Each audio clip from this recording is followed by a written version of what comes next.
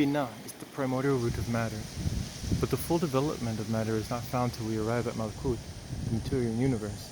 We shall see repeatedly in the course of our studies that the three supernals have their specialized expressions in the lower arc and one or another of the six Sephiroth which from Miscanthropos. It is repeatedly said of these that they have their roots in or are reflections of the higher triad, and thus hence have a deep significance. Binah links with Malkut as the root with the fruit. This is indicated in the Yetziratic text Malkut, in which it says, "She sitteth upon the throne of Binah." It is for this reason that a hard and fast attribution of the gods for their pantheons to the different Sephiroth is impractical. Aspects of Isis are to be found in Binah, Nitzak, Yesod, and Malkut. Aspects of Isis are to be found in Binah, Nitzak, Yesod, and Malkut. Aspects of Osiris are to be found in Hokmah, Chesed, and Tifereth. This comes out clearly in Greek mythology, wherein the different gods and goddesses are given descriptive titles. For instance, Diana, the moon goddess, the virgin huntress, was worshipped at Ephesus as the many-breasted. Venus, the goddess of female beauty and of love, had a temple where she was worshipped as the bearded Venus. These things teach us some important truths. They teach us to look for the principle behind the multiform manifestation, to realize that it assumes different forms on different levels. Life is not quite so simple as the uninformed would like to believe. The meaning of the Hebrew names of the second and third Sephiroth are wisdom and understanding, and these are curiously balanced one against the other as if the distinction were of primary importance. Wisdom suggests to our minds the idea of accumulated knowledge of the infinite series of images in the memory. But understanding conveys to us the idea of a penetration into their significance, a power to perceive their essence and interrelation, which is not necessarily implicit in wisdom taken as intellectual knowledge. Thus, we get a concept of extended series, a chain of associated ideas in relation to Hokmah, which at once correlates with the Hokmah symbol of a straight line. But in regard to understanding, we get the idea of synthesis in regard to understanding of the perception of significance, which comes when ideas are related one to perception of significance, which comes with ideas are related one to another, and superimpose, metaphorically speaking, one upon another. And superimpose, metaphorically speaking, one upon another in evolutionary series from the dense to the subtle. Thus does the idea of the binding together Binah principle comes once again to our minds.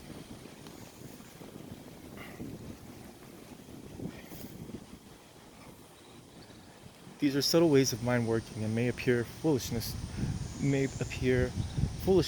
to those unaccustomed to the initiate's method of using his mind.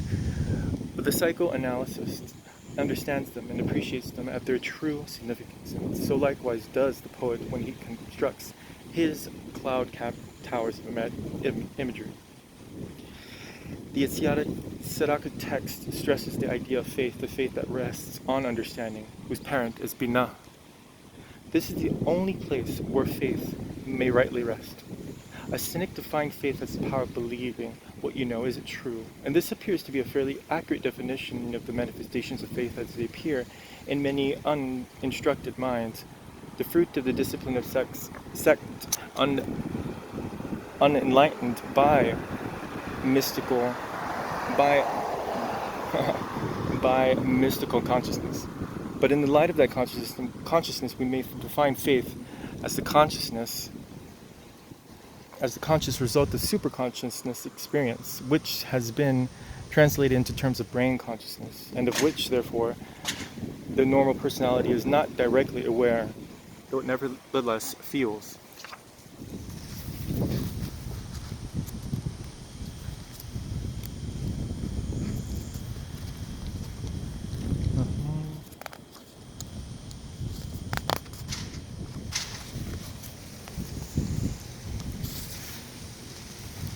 Feels possible with great intensity. the effects and its emotional reactions are fundamentally and permanently modified thereby. In the light of this definition, we can see how the roots of faith may indeed rest in Binah understanding the synthetic principle of consciousness.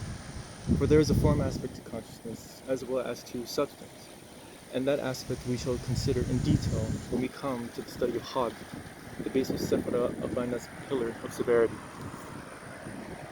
The concept is brought out very clearly by the exotic text of Chesed, wherein it says, speaking of spiritual forces, they emanate one from another by virtue of the primordial emanation, the highest crown, Kather.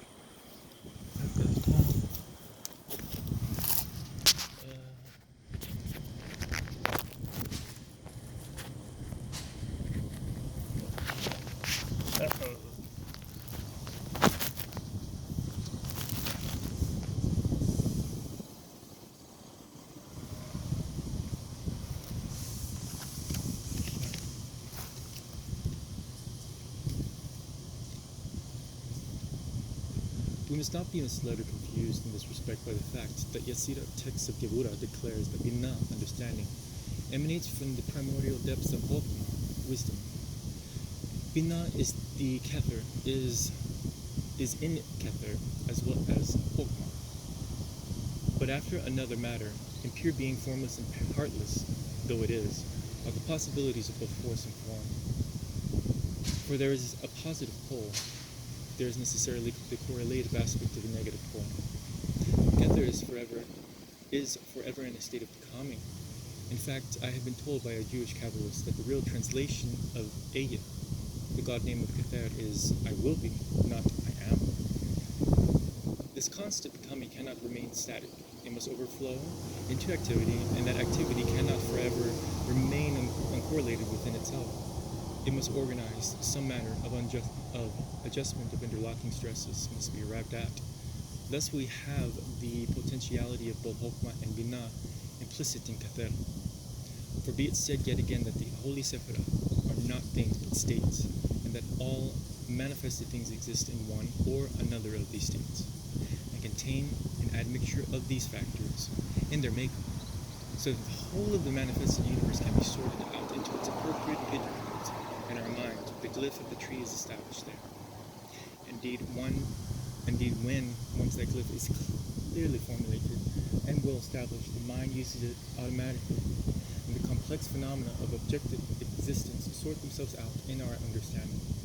It is for this reason that the student of occultism, who is working in an initiatory school, or is made to learn the principal correspondences of the 10 holy Sephiroth off by heart, it has often been objected that this is an intolerable waste of time and energy, and that in reference to the tables of correspondences such as Corrales 777 is quite as good.